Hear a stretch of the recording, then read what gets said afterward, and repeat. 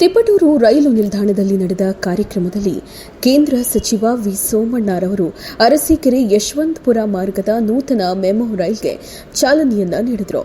ಬಳಿಕ ಮಾತನಾಡಿದ ಅವರು, ರೈಲು ಮತ್ತು ಹೆದ್ದಾರಿಗಳು ದೇಶದ ಅಭಿವೃದ್ಧಿಯ ಸಂಕೇತಗಳಾಗಿದ್ದು, ಪ್ರಧಾನಮಂತ್ರಿ ನರೇಂದ್ರ ಮೋದಿಯವರ ಕನಸಿನ ಭಾರತ ನಿರ್ಮಾಣಕ್ಕೆ ಪ್ರತಿಯೊಬ್ಬರೂ ಕೈ ಜೋಡಿಸಬೇಕೆಂದು ಕರೆ ನೀಡಿದರು.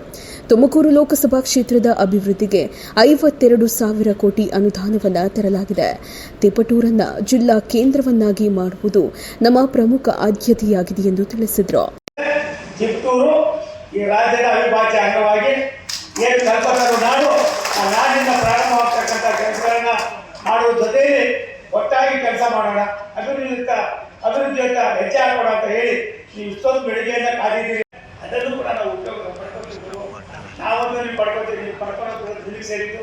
ಯಾಕಂದ್ರೆ ನಾವಿಬ್ಬರು ಭಾರಿ ಎಡೆ ಸ್ನೇಹಿತರು. ಅವ್ರು ಸರ್ಕಾರಿ ನೌಕರರು, ನಾನು ಮಂತ್ರಿ. ಹಾಗಾಗಿ ನಮ್ಮಿಬ್ಬರು ಇದ್ದೇ ಇರ್ತಾರೆ. ನನಗಿಂತ ಬುದ್ಧಿವಂತ ಅಷ್ಟು ಮಾತ್ರ. ಹಾಗಾಗಿ ಒಳ್ಳೆ ಕೆಲಸ ಮಾಡೋಣ.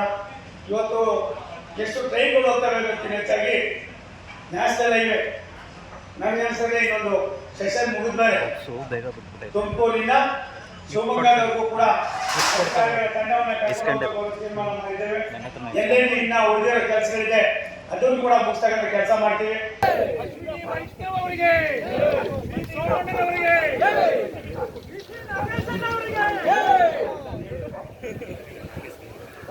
भारत माता के, नरेंद्र मोदी जी के, अमित शाह जी के, येडियुरप्पा जी।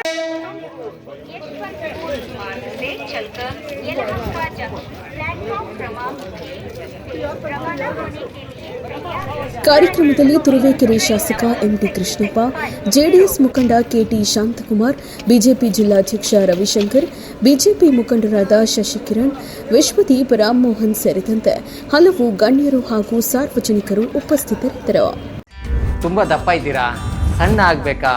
ಯಾವುದೇ ಸೈಡ್ ಎಫೆಕ್ಟ್ ಇಲ್ದಂಗೆ ಆರಾಮಾಗಿ ಸಣ್ಣ ಆಗಬೇಕು ಅಂದರೆ ನಮ್ಮ ಜೀನಿ ಸ್ಲಿಮ್ನ ಯೂಸ್ ಮಾಡಿ. ಕೆಳಗಡೆ ಕಾಣ್ತಿರೋ ನಂಬರ್ಗೆ ಕರೆ ಮಾಡಿ ಹೋಮ್ ಡೆಲಿವರಿ ಪಡೆಯಿರಿ. ಚಾಲುಕ್ಯ ನ್ಯೂಸ್, ಜನರಿಗೋಸ್ಕರ.